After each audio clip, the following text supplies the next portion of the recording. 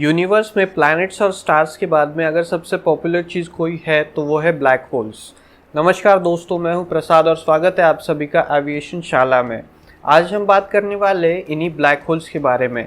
Rather मैं black hole से related एक सीरीज़ बनाने वाला हूं जिसमें आने वाले कुछ वीडियोस जो होंगे वो ब्लैक होल से रिलेटेड होंगे, जिसमें एक वाइट होल्स के ऊपर भी वीडियो रहेगा।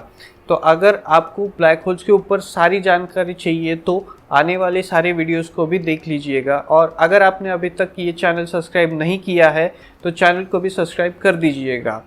इस वीडियो के एंड में हम 3 इंटरेस्टिंग क्वेश्चन भी देखेंगे, इसीलिए पूरे वीडियो को ध्यान से देखिएगा ताकि आपको वो 3 क्वेश्चन ढंग से समझ आए। तो चलिए शुरू करते हैं। तो यार सबसे पहले व्हाट इज़ ब्लैक होल्स या ब्लैक होल्स क्या है। बेसिकली ब्लैक होल स्पेस में कुछ ऐसी जगह या पॉइंट होते हैं जिनकी डेंसिटी बहुत ज़्यादा होती है और ये अपना एक खुद का डीप ग्रेविटी सिंक बना लेते हैं। डीप ग्रेविटी सिंक मतलब यहाँ की जो ग्रेविटी होती है वो भी बहुत ज़्यादा होती है, इतनी ज़्यादा कि ये अपने आसपास के सारे ऑब्जेक्ट्स को अपने अंदर एब्जॉर्ब करके कंप्रेस कर लेते हैं, जिसे स्पैगेटिफिकेशन नाम दिया गया है। अब यार इनकी ग्रेविटी या डेंसिटी इतनी ज़्यादा बढ़ती क्यों है। इनके केसेस में होता ये है कि बहुत ज़्यादा बड़े ऑब्जेक्ट को या बहुत ज़्यादा बड़े मास को एक छोटी सी साइज़ में कंप्रेस कर लिया जाता है। जैसे मान लो कि पूरे अर्थ को एक मटर के दाने में कंप्रेस कर लिया गया हो, जिसकी वजह से इसकी डेंसिटी बढ़ जाती है और ग्रेविटी भी बहुत ज़्यादा बढ़ जाती है।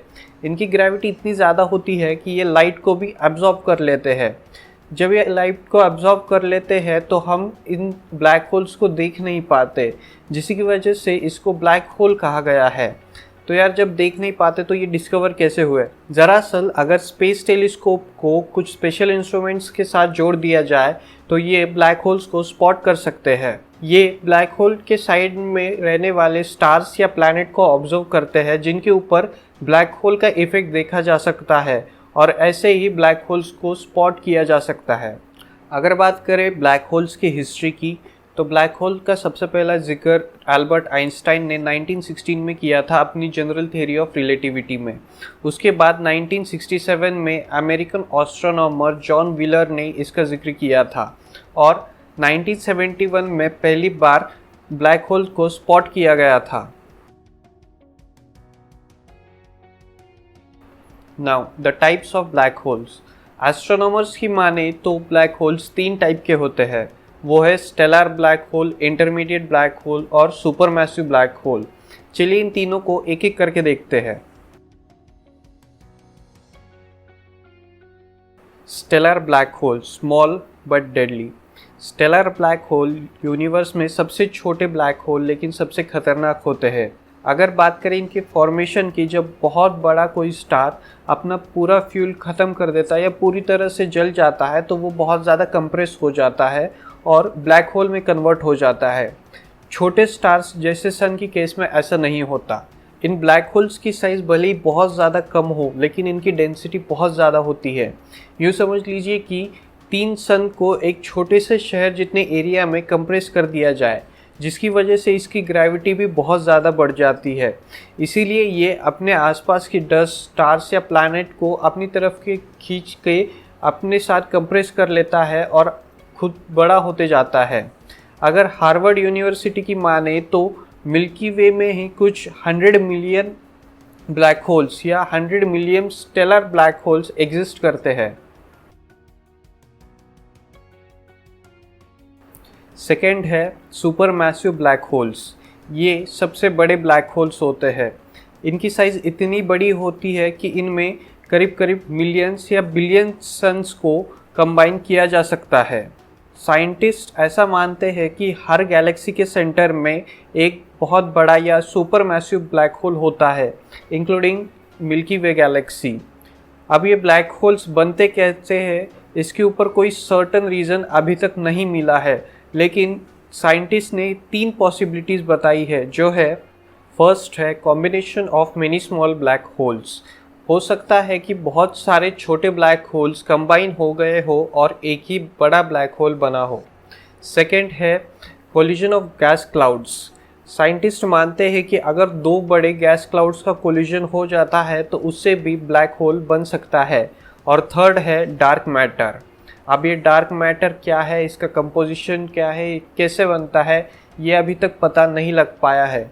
लेकिन क्योंकि ये लाइट इमिट नहीं करता, इसीलिए साइंटिस्ट मानते हैं कि इससे भी ब्लैक होल बन सकता है।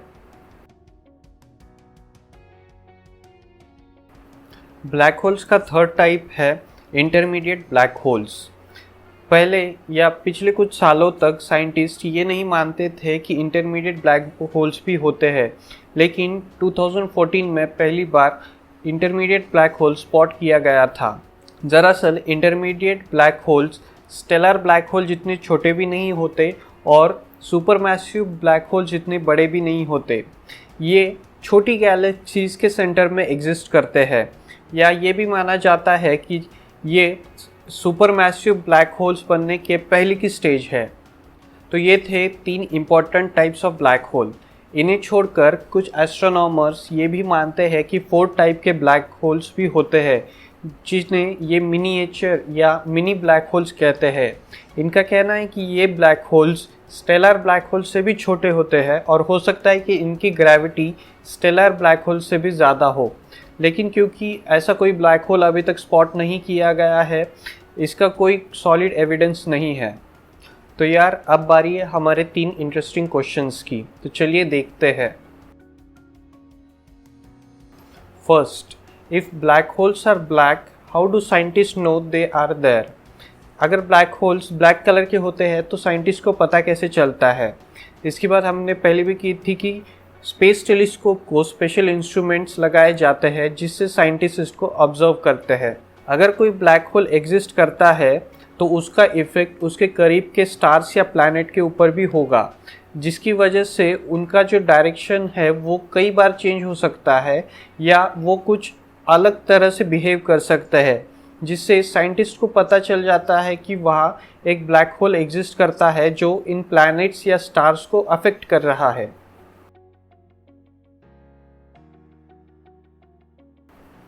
Could a black hole destroy Earth? क्या एक ब्लैक होल अर्थ को डिस्ट्रॉय कर सकता है?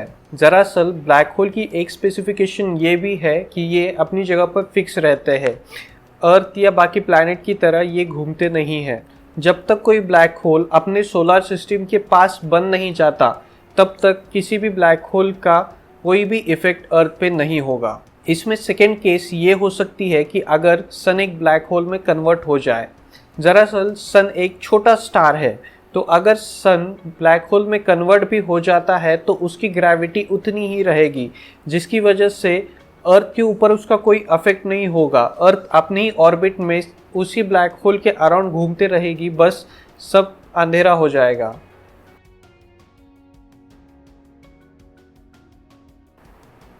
Will sun ever turn into a black hole? क्या सन कभी ब्लैक होल बन सकता है? दरअसल इसका आंसर है नहीं। सन भले ही एक स्टार है, लेकिन वो बहुत छोटा है।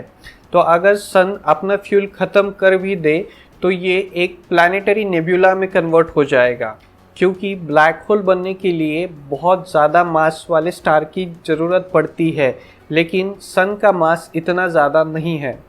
तो दोस्तों, ये थी ब्लैक होल से रिलेटेड कुछ इम्पॉर्टेंट इन्फॉर्मेशन जो आप सभी को पता होनी चाहिए। जैसे कि मैंने बोला था, मैं वीडियो सीरीज़ बनाने वाला हूँ ब्लैक होल के ऊपर, इसीलिए मेरे अगले वीडियोस को देखना मत भूलना। और यहाँ तक देख लिया है तो चैनल को सब्सक्राइब ज़रूर करना। नीचे कमेंट सेक्शन में अपने सजेशन, व्यूज़ और मेरे अगले वीडियोस के लिए कुछ टॉपिक्स हो तो ज़रूर डाल देना। और बाकी मिलते हैं अगले वीडियो में। Thank you.